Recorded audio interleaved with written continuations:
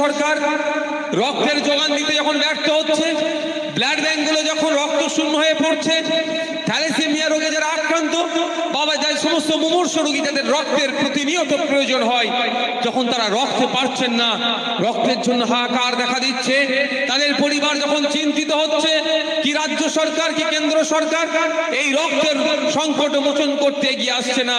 ফলে আমাদের মতো যে সমস্ত রাজনৈতিক দলগুলো আছেন, অনেক এনজিও আছে, অনেক ক্লাব আছে, অনেক মন্দির কমিটি আছে, অনেক মসজিদ কমিটি আছে, বিভিন্ন সমাজসেবকের মাধ্যমে যখন এই রক্তদান শিবিরগুলো করে আমরা কিঞ্চিত পরিমাণ হলেও এই রক্ত সংকট মোচন করার চেষ্টা করছি, তখন শাসক নামক যন্ত্র দ্বারা আমাদেরকে আবার এই রক্তদানগুলোকে ভুলণ্ঠিত করার অপচেষ্টা চালাচ্ছে। বন্ধুগণ, আপনারা ভাবুন, আপনাদের যাদের পরিবারের রক্তের প্রয়োজন হয়, তখন এক প্যাকেট রক্তের জন্য কতটা হন্য হয়ে ঘুরতে হয়।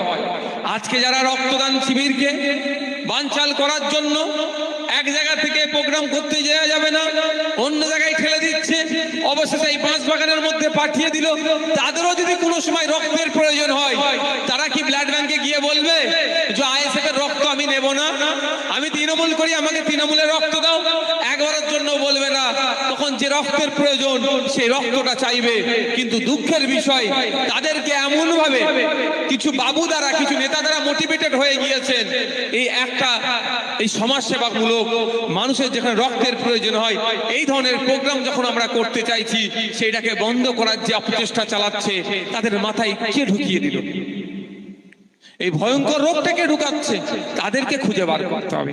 দেখুন, ভয়ঙ্কর রোগটা যারা ঢুকাচ্ছে, কলকাতাতে তারা এসি ঘরে বসে চা খাচ্ছে, আর পাড়াতে ভয়ঙ্কর রোগ ঢুকিয়ে দিচ্ছে। আপনারা দেখেছেন ছবিতে, কুণাল ঘোষ, দিলীপ ঘোষ, সুকান্ত মজুমদার, তৃণমূল বিজেপিরা মিলে এক জায়গায় বসে কেক কাটছে, সেখানে সমস্যা হয় না। সমস্যা কোথা হচ্ছে? এই আপনার এলাকায় বাজারে কেউ যদি একসাথে বসে চা খাওয়ার চেষ্টা, তো দূরের কথা, যদি এক জায়গায় বসে থাকে, বড় নেতারা ফোন করছে, এই তুই অমুকের সাথে বসেছিলিস, কি কথা বলছিলিস? কেন এটা হচ্ছে?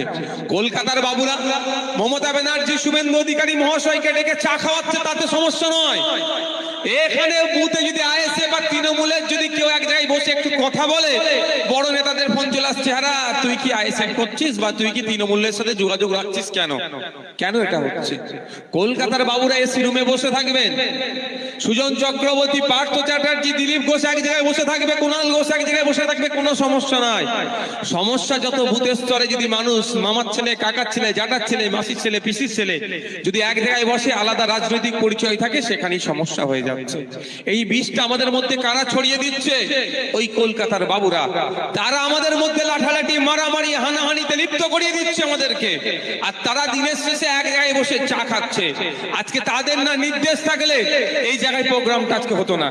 কলকাতার বাবুরা এলাকার চারানার নেতা দুলকে বলে দিয়েছিল, আমি চারানার নেতা মনে করি। এখানে যারা নেতারা এই ডিস্টার্ব করছে, এরা চারানার নেতা মনে করি, এর থেকে বেশি কিছু নয়। তারা কলকাতার বাবুরা চারানার নেতাকে বলেছে যে এই করতে হবে, সেই করতে হবে, ওদের প্রোগ্রামকে ডিস্টার্ব করতে হবে। ও অমুক দাদা আমাকে দায়িত্ব দিয়েছেন, তাহলে জায়গা মালিককে গিয়ে একটু চমকায়। চারানার নেতাদের বলছি, একটু চোখ কান খুলে দেখুন অনুব্রত মণ্ডলের কথা। জেলা প্রেসিডেন্ট ছিল, ফেসে গেল, দল সেই মতো পাশে দাঁড়াচ্ছে না। আপনাদের জেলাতে অভিযোগ কি? এই বাচ্চারা যারা আছে, এদের মিড ডে মিলের খাবার চুরি হয়েছে। অভিযোগ কি? যারা আমরা রেশনের মাল কি আমাদের রেশন পাই, তাতে আমাদের জীবন জীবিকা চলে, জীবন চলে, ওখানে আমাদের এই অপরাধে জ্যোতিপ্রিয় মল্লিক মহাশয়কে জেলের মধ্যে রেখেছে। তৃণমূলের নেতাদের কোনো মুখে কথা আছে? তো কয়েকদিন দিদিমণি বলছেন ও সুগার আছে, সুগার আছে, সুগার আছে, হাই সুগার আছে। এখন কি জেলে গিয়ে জেলের ভাত খেয়ে কি সুগার কমে গেল নাকি? আর কোনো কথা নেই? একটু লক্ষ্য করুন, জেলার নেতা থেকে শুরু করে বড় বড় নেতাদের, তৃণমূলের পার্থ চ্যাটার্জি মহাশয় 1 বছরের উপরে জেলে আছে, দল তার পাশে থাকছে না। কি বললো যখন অ্যারেস্ট হয়ে গেল? যে ওর ব্যাপারটা ও বুঝে নেবে। যদি আপনার পাড়ার চারানার নেতারা আজকে যারা ডিস্টার্ব করছে, যখন কলে পড়ে যাবে, দল পাশে দাঁড়াবে তো? তার প্রমাণ আমরা দিয়ে দিচ্ছি। আমি আর বিশ্ববিদ্যালয় জেলে ছিলাম, আপনারা জানেন কেন জেলে ছিলাম, যে ছিলাম সব বলেছেন। আমরা যখন জেলে ছিলাম, বিশ্ববিদ্যালয় আমাদের সাথে অনেক তৃণমূলের এই পাড়ার চারানার নেতা অনেক জেলে আছে, যোগাযোগ করেছে, হাউমাউ করেছে যে বিশ্বজিৎদা ভাইজান, যে আমরা তৃণমূল করতাম, তৃণমূলের হয়ে এই করতাম সেই করতাম, বুথ দখল করতাম, ধমকাতাম চমকাতাম, এখন আমরা ফেঁসে গিয়েছি, আমরা জেলে আছি, আমার পরিবারের বউ, আমার মা, আমার বাপ ওই নেতার কাছে গেলে দূর দূর করে হাঁকিয়ে দিচ্ছে, আমাদের জামিন করার লোক খুঁজে পাচ্ছি না, আমরা আর্থিকভাবে দুর্বল, আমরা নাম্বার দিয়ে এসেছি, আমাদেরকে ফোন করেছে, অনেকের ব্যবস্থা করে দিচ্ছি আমরা। আমি বোঝানোর জন্য বলছি, তাহলে তৃণমূলের চড়ানা নেতারা যদি যারা ডিস্টার্ব করছেন, আগামী দিনে ফেঁসে গেলে দল পাশে থাকবে তো? কি মনে হয় আপনাদের, ওদের পাশে থাকবে? আরে পার্থ চ্যাটার্জির পাশে দল থাকেনি, আর পাড়ার চালানার নেতার পাশে দল থাকবে? অনুব্রত বাবুকে জেল থেকে বার করতে কি হবে কিভাবে, সেই নিয়ে মাথায় এরা ঘামাচ্ছে না, উল্টো করে কোর কমিটি গঠন করে দিয়ে ওখান থেকে কিভাবে ভোট আনা যায় তাতে তিনি ব্যস্ত হয়ে পড়ছেন। জ্যোতিপ্রিয় মল্লিক বাবু জেলে আছে, বার করবো কি করে, তৃণমূলের পক্ষ থেকে কোনো পরিকল্পনা নিচ্ছে না। জ্যোতিপ্রিয় মল্লিক বাবু এখন নাই, জেলে আছে, ওই জায়গায় ভোট কিভাবে তুলতে হবে ওই জন্য আবার কোর কমিটি গঠন করে দিল কদিন আগে এসে আর দেগঙ্গার চাকলাতে। মানে বুঝতে পেরেছেন যে যাচ্ছে গ্যারেজ হয়ে যাচ্ছে, আর বারবার কোনো পথ দেখতে পাচ্ছি না আমরাও। যদি অত বড় বড় নেতাগুলোর কথা না ভাবে, আপনার পাড়ার চারানার নেতারা কোথায় যাবে? তাই চারানার নেতাদেরকে অনুরোধ করছি, দিনের শেষে প্রতিবেশী, এটা মাথায় রেখে রাজনীতি করুন। যার যে দলটা ভালো লাগবে রাজনীতি করুন না, যাকে যার ভালো লাগবে ভোট দিন না, যার যেটা প্রচারের দরকার লাগবে প্রচার করুন না, কিন্তু দিনের শেষে প্রতিবেশী এটা মাথায় রেখে করুন। আপনি যদি মনে করেন আইন হাতে তুলে নেবেন, ধমকে চমকে কতদিন ধমকে চমকে রাখবেন? বেশি দিন আর নাই, সময় এসেছে, দেখে নিন। ফুরফুরার হাই মাদ্রাসাতে গিয়ে দেখুন, ধমকানো চমকানো করে পঞ্চায়েত ভোটটা দখল করতে পেরেছিল, যখন কোর্টের মাধ্যমে টাইপ করিয়ে প্রশাসনকে দিয়ে যখন ভোট করানো হয়েছে, 6-0 গোল দিয়ে পরাজিত করে ব্যাটাটাকে স্টেডিয়ামের বাইরে বার করে দেওয়া হয়েছে। সময় এসেছে, এইরকম বাংলার মানুষ জাগ্রত হচ্ছে। আগামী নির্বাচনে 2024-এ দেখিয়ে দেবে এই বসিরহাটের মানুষেরা যে পঞ্চায়েত ভোটে কিভাবে তাদের ভোট লুট করা হয়েছে। নিরপেক্ষতার সাথে ভোট হবে, সেখানেও প্রশাসনকে দিয়ে টাইপ করিয়ে ভোট করা হবে। বসিরহাটের মা বোনেরা, বসিরহাটের বাপ ভাইরা দেখিয়ে দেবে পঞ্চায়েত ভোটে তাদের মতামতকে রাখতে দেওয়া হয় না। আগামী 2024-এর লোকসভাতে যেই বুথগুলোতে বিশেষ করে ভোট লুট হয়েছে, ভোট করতে দেয়নি, সার্টিফিকেট কেড়েছে, সর্বপ্রথম সেই বুথগুলো থেকে ওদেরকে নীল করে আমরা দেখিয়ে দেবো বসিরহাটের মানুষেরা। হবে তো নাকি? যেটা জিতেছি তো অবশ্যই জিতবো, আর যেটাতে ওরা গণতন্ত্রকে হত্যা করে সবুজ আবির মেখেছে যেই বুথগুলো থেকে, সেই বুথগুলোতে সম্পূর্ণ নীল করব আমরা গণতান্ত্রিক প্রক্রিয়াতে, ওদেরকে পরাজিত করে এটা দেখিয়ে দেব যে তোমরা পঞ্চায়েত ভোটে গণতন্ত্রকে হত্যা করে সবুজ আবির মেখেছিলে। গত কয়েকদিন আগেই অর্থাৎ 31 তারিখে ফুরফুরা শরীফের হাই মাদ্রাসা নির্বাচনে, অভিভাবক প্রতিনিধি নির্বাচনে দেখিয়ে দিয়েছেন ফুরফুরা সহ এলাকার মানুষজন সহ ওই গার্জেনরা, অভিভাবকরা, যে পঞ্চায়েত ভোটে তোমরা যে ভোট দখল করেছো সেটা অন্যায় ভাবে অবৈধ পন্থা অবলম্বন করে ভোট দখল করেছো। তোমাদের পক্ষে ফুরফুরার মানুষ নাই, অভিভাবকরা তোমাদের পাশে নাই, তাই সুযোগ পেয়েছে। 6 মাস যায়নি এর উত্তর হাই মাদ্রাসার অভিভাবক নির্বাচনে দেখিয়ে দিয়েছে। তাই আপনাদের বলবো, 2024-এ নির্বাচনে আসছে লোকসভা নির্বাচন, অবশ্যই এই বিজেপি তৃণমূলের বাইনারিতে আপনারা পড়বেন না।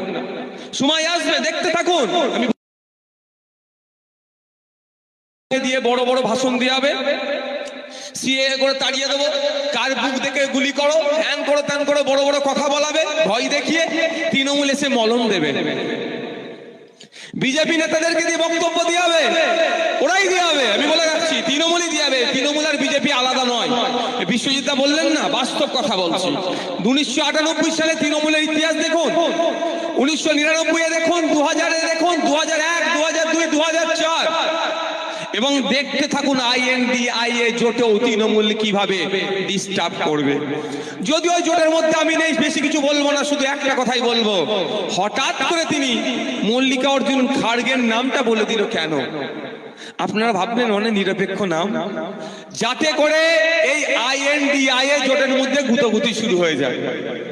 স্বাভাবিকভাবে গান্ধী পরিবারের প্রতি মানুষের আলাদা একটা, নেতাজি পরিবারের প্রতি মানুষের আলাদা একটা সিম্প্যাথি আছে, ভালোবাসা আছে, আবেগ আছে। সেই ক্ষেত্রে আমি আবারও বলছি, আমি আবার রিপিট করছি, আমি আইএনডিআই জোটের মধ্যে নাই, আমি বিষয় বেশি বিশ্লেষণ করতে চাই না, কিন্তু মমতা ব্যানার্জির দ্বিচারিতার কথা বলছি। মমতা ব্যানার্জি বিজেপিকে সুযোগ করে দিচ্ছে কিভাবে সেটা একটু ধরিয়ে দিচ্ছে আপনাদেরকে।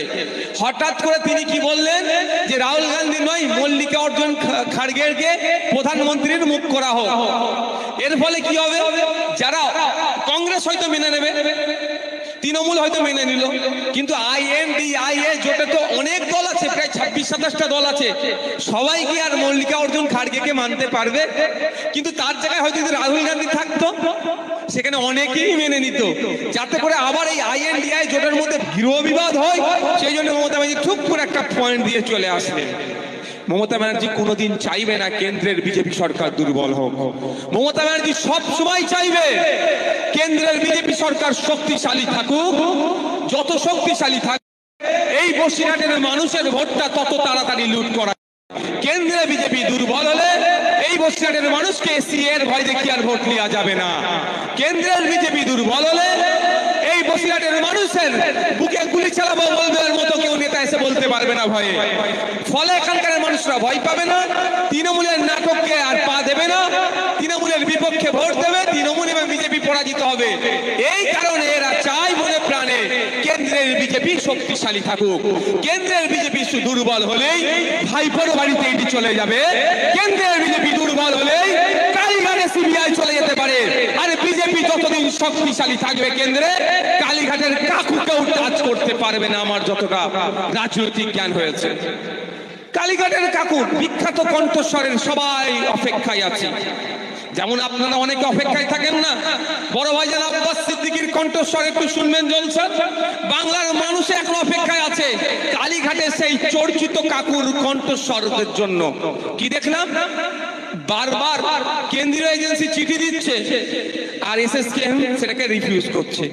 এক প্রকার তো একবার চলেও গিয়েছিল কেন্দ্রীয় এজেন্সি, কালীঘাটের কাকু বাচ্চাদের ওয়ার্ডে ঢুকে গিয়েছিল। বুঝতে পারছেন না, ওনার বেড ছেড়ে বাচ্চাদের ওয়ার্ডে ঢুকে গিয়েছে, লুকোতে গিয়েছিল। নাটক হচ্ছে ভাই, নাটক হচ্ছে। চাকরির যেখানে ডেডলাইন দিয়ে দিয়েছে সুপ্রিম কোর্ট, তারপরেও একজনের গলার কণ্ঠস্বর পরীক্ষা হচ্ছে না কেন? বুঝতে পারছেন না কি নাটক হচ্ছে? আর বাইরে বেরিয়ে অনেকে অনেক কথা বলছে। দিলীপ ঘোষের মহাশয়রা, সুকান্ত বাবুরা অনেক বড় বড় কথা বলছেন। বিজেপি যারা নেতারা আছেন, আপনার বসিরহাটের যিনি বিজেপির জেলা সভাপতি আছে, তাদেরকে প্রশ্ন করবেন, আপনাদের দ্বারা পরিচালিত কেন্দ্রীয় সংস্থাগুলো এখনো পর্যন্ত কালীঘাটের কাকুর কণ্ঠস্বর পরীক্ষা করতে পারছে না কেন? আমি নিজে বলছি, নওশাদ সিদ্দিকী, আমি আতঙ্কিত, আশঙ্কিত। ইতিপূর্বে বলছি, আজকেও বলছি, কালীঘাটের কাকু যেখানে আছে, যে বেডে আছে, সেই বেডে সিসিটিভি ক্যামেরা লাগানো হোক, নিরাপত্তা বলয়ের মধ্যে রাখা হোক। অন্যথায় হয়তো বড় কোনো দুর্ঘটনা ঘটে গেলে হয় ভাইপো বা যাদের নাম আসছে নামগুলো কেটে যাবে, চুরির সাথে যুক্ত আছে। এটা বিজেপি কেন্দ্র থেকে দুর্বল হোক মমতা ব্যানার্জি চাইবে না। মুখে অনেক কথা বলবে, এরা বিজেপির বিরোধিতা করবে না। মুখে অনেক কথা বলবে, বাস্তবে দাঁড়িয়ে দেখতে পাবেন এরা বিজেপির সুবিধা করে দেবে। আপনারা বলুন, যখন এসে এখানে বসিরহাটে বিজেপির এক নেতা বললেন যে মুখ দেখে গুলি করো, কত ভয়ঙ্কর কথা বললেন। তৃণমূলের পক্ষ থেকে কোনো কেস হয়েছে?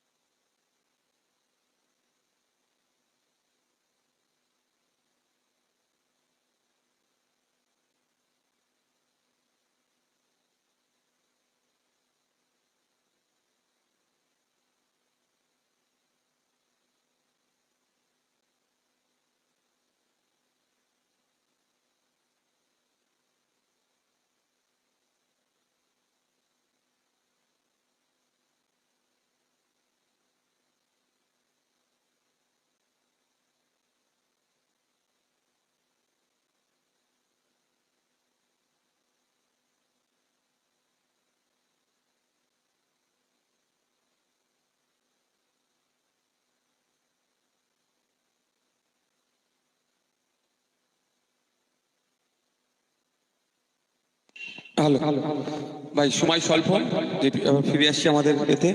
তবে একটা উদাহরণ দিলে আপনারা বুঝতে পারবেন তৃণমূল কংগ্রেসের আসল দাঁত কোনটা।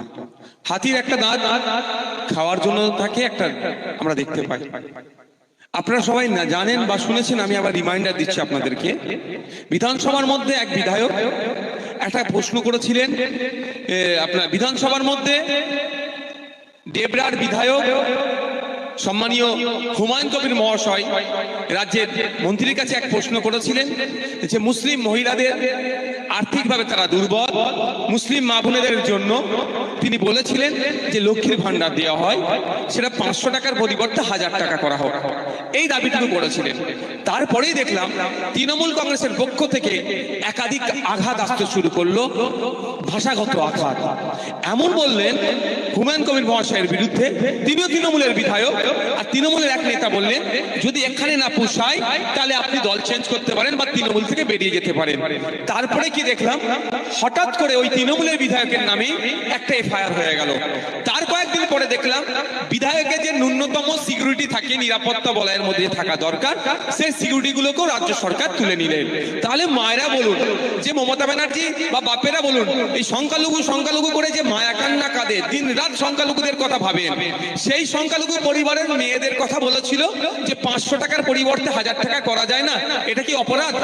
এতটুকু কথা বলার জন্য তৃণমূলের বিধায়ককে যদি তৃণমূল এই ধরনের এই কাজ করে, তাহলে তৃণমূলের আসল যে ভেতরকার লুকানো যে রূপটা আমাদেরকে বুঝে নিতে হবে। 2004-5 সালের কথা বলছি, যে ডেপুটি স্পিকারকে পার্লামেন্টে কাগজ ছুঁড়ে মেরেছিল সিএ এর জন্য কে? এই মমতা ব্যানার্জি। সুতরাং ইনি আবার নাকি বলছেন আপনাদেরকে সিএ এর হাত থেকে বাঁচাবে। যিনি সাপে কামড়াচ্ছেন উনি ওজা হয়ে ঝাড়ার চেষ্টা করছেন। আপনাদের কাছে অনুরোধ করব, এই তৃণমূলের যে সাম্প্রদায়িক চিন্তা ভাবনা, বিভাজনের যে রাজনীতি এরা করছে, মানুষে মানুষে যে বিভেদ লাগিয়ে দেওয়ার চেষ্টা করছে, বিজেপি যে ধর্মীয় মেরুকরণের রাজনীতি করার চেষ্টা করছে, যে ফ্যাসিস্ট চিন্তা ভাবনা নিয়ে চলছে, এই স্বৈরাচারী তৃণমূলের এবং ফ্যাসিস্ট বিজেপির বিরুদ্ধে আমাদেরকে ঐক্যবদ্ধ লড়াই করতে হবে। তাই আগামী 21শে জানুয়ারি মা বোন থেকে শুরু করে বাপ ভাইরা চলুন গণতন্ত্র প্রতিষ্ঠার লক্ষ্যে কোন মানে এদের তৈরি এজেন্ডা নয়, জনগণের এজেন্ডাতে আমরা এগিয়ে যাই। কলকাতার রাজপথে আগামী 21শে জানুয়ারি চলুন কলকাতার রাজপথে গণতন্ত্রকে প্রতিষ্ঠা করতে, আমাদের অধিকার আমাদের বুঝে নিতে কাঁধে কাঁধ মিলিয়ে পায়ে পা মিলিয়ে চলুন। আগামী 21শে জানুয়ারি বেলা 11টায় কলকাতার রাজপথে আপনাদের সাথে দেখা হবে। এবং এই যে বিজেপি তৃণমূলের যে বাইনারি চেষ্টা করছে, এটাকে আমরা ভাঙবো, এটাকে ভেঙে মানুষের জনগণের জনপ্রতিনিধি আমরা পার্লামেন্টের মধ্যে পাঠাবো। পার্লামেন্টে যখন কৃষকদের বিপক্ষে বিল পাস হচ্ছে তখন এদেরকে খুঁজে পাওয়া যাচ্ছে না। পার্লামেন্টে যখন সিএএ বিল পাস হচ্ছে এদেরকে খুঁজে পাওয়া যাচ্ছে না। পার্লামেন্টে যখন জনবিরোধী বিল পাস,